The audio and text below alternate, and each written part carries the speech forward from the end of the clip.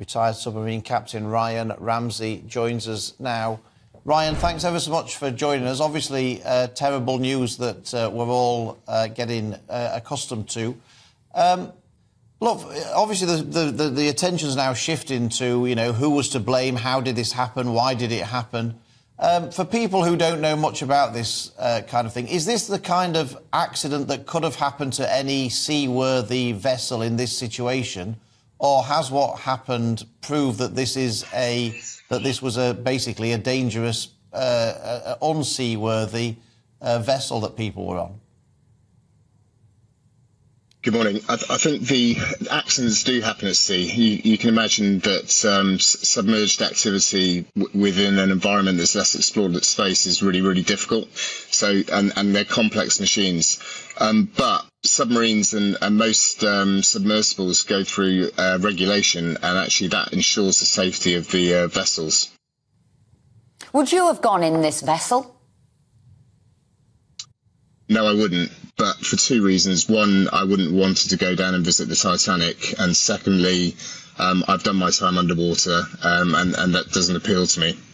And so, Ryan, what needs to happen now to make sure that anything like this can never happen again? So, as always with investigations, they'll conduct a full investigation. I suspect they'll bring up some of the debris that they can. They'll bring that up and try and work out the cause for the implosion, which I suspect is probably one of two things.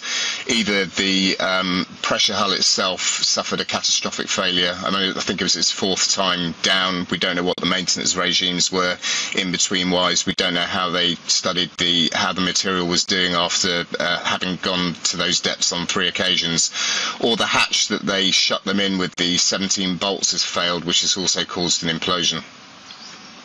Can I say, if I could take any comfort from this story, it was the fact with which the implosion happened, the speed with which that implosion happened.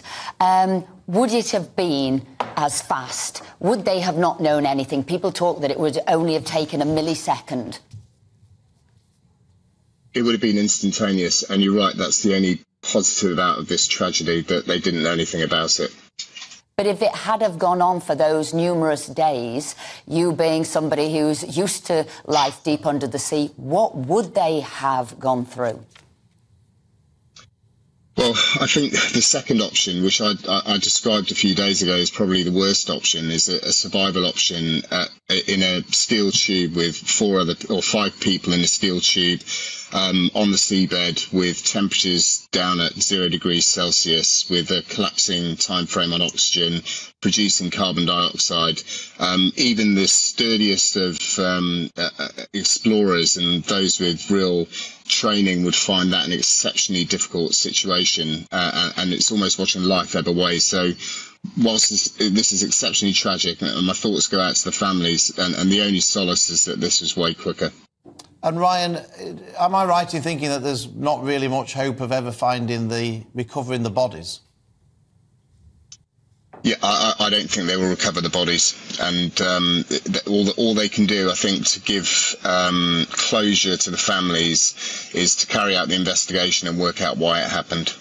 Now, Ryan, I also read global adventure tourism is worth $322 billion a year and expected to expand to $1 trillion a year. Will it now, when people actually see the dangers, though you're seeking thrills? I think it will continue, but there'll be certain ones that won't. I mean, if you look at space, commercial space flight, that's going to grow, obviously, and there's a whole load of other, like you say, global tourism, expensive tourism that people can do. Hopefully, people will consider the risk a bit better and think about it. And I think finally, it's probably time to leave the Titanic to peace. It is a grave after all, and it should be just left alone now.